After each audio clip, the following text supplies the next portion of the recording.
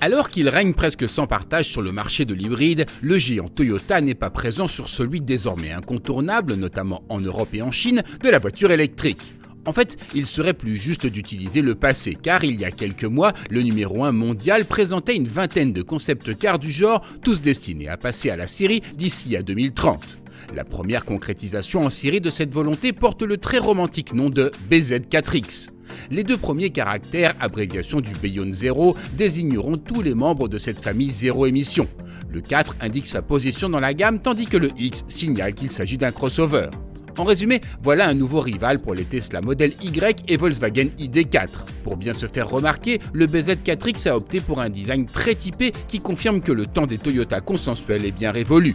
La même révolution esthétique a lieu à bord avec une planche de bord évoquant le cockpit d'un avion.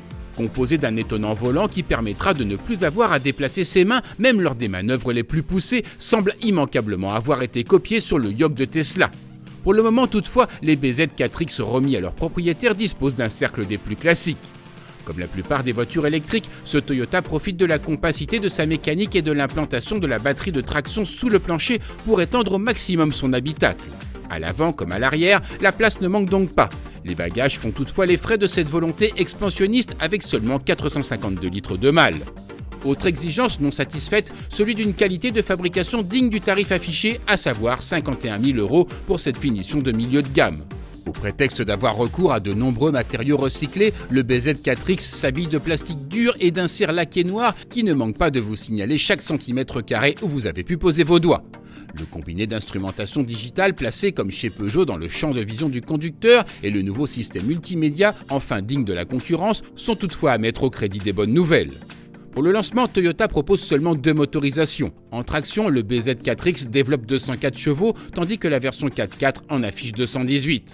Dans les deux cas, la capacité de la batterie est fixée à 71,4 kWh, ce qui permet, selon le constructeur, une autonomie de 450 km.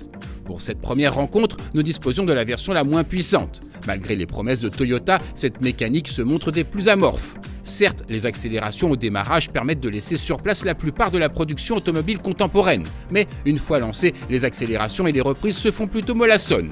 Si notre parcours d'essai excluait toute autoroute digne de ce nom, les 400 km qu'il est capable de parcourir entre 2 recharges sont des plus intéressantes. À défaut d'être très performant donc, ce Toyota soigne particulièrement son confort.